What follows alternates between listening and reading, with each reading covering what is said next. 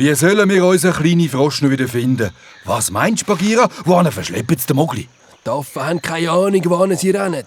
Sie ziehen die eine Richtung los und im nächsten Augenblick kehren sie wieder um. Die Affen machen keinen Plan. Balu, was sollen wir nur machen? Balu! Bagheera! Meine Freunde! Der Balu und der Bagheera sind unter der Baumkrone vorgekommen, dass sie den Adler sehen können. Der Chill ist so hoch über dem Dschungel geflogen, dass er von unten so gross wie ein Bienchen ausgesehen hat. Aber der Chill hat so scharfe Augen gehabt, dass ihm gar nichts entgangen ist, was sich auf dieser Erde bewegt hat. Freunde, ich habe euch einen kleinen Frosch gesehen. Die gestörten Affen schleifen ihn durch die Baumkrone. Und stellt euch vor, der Menschenbub hat mir meinen eigenen Jagdruf zugerufen. Du und ich, wir haben das gleiche Blut. Da habe ich gerade gewusst, dass er meine Hilfe braucht. Er hat mich gebeten, den Weg der Affen zu beobachten und euch zu benachrichtigen. Es sieht ganz danach aus, wie wenn er sich nicht allein befreien könnte. Der arme Mogli. Sag Chill, wo bringen sie ihn an? Das kann ich leider noch nicht genau sagen. Die blöden Affen rennen immer im Kreis. Aber ich finde ihn schon. Wie weit sind denn die Affen schon weg?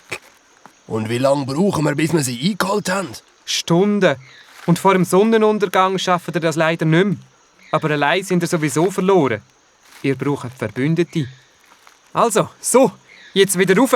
Bis später. Tschüss. Verbündete? Du, Bagheera, wer könnte uns da helfen?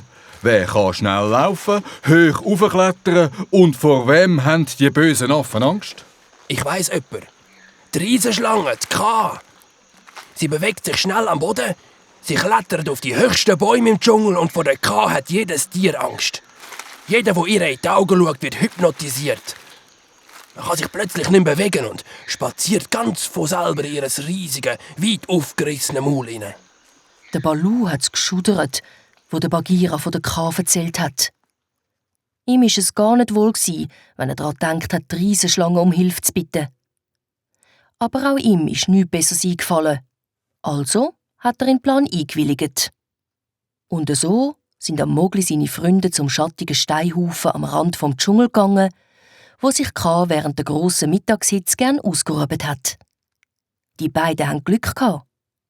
Die Riesenschlange hat gerade Siesta gemacht und müde den Kopf gelupft, wo der Balu und der Bagheera näher gekommen sind. Der Balu hat all seinen Mut zusammengenommen und sich Mühe gegeben, ein freundliches Gesicht zu machen. Schnell hat er dann der Schlange erzählt, was passiert ist und was sie vom Chill gehört haben. Und darum, grosse K, brauchen wir deine Hilfe.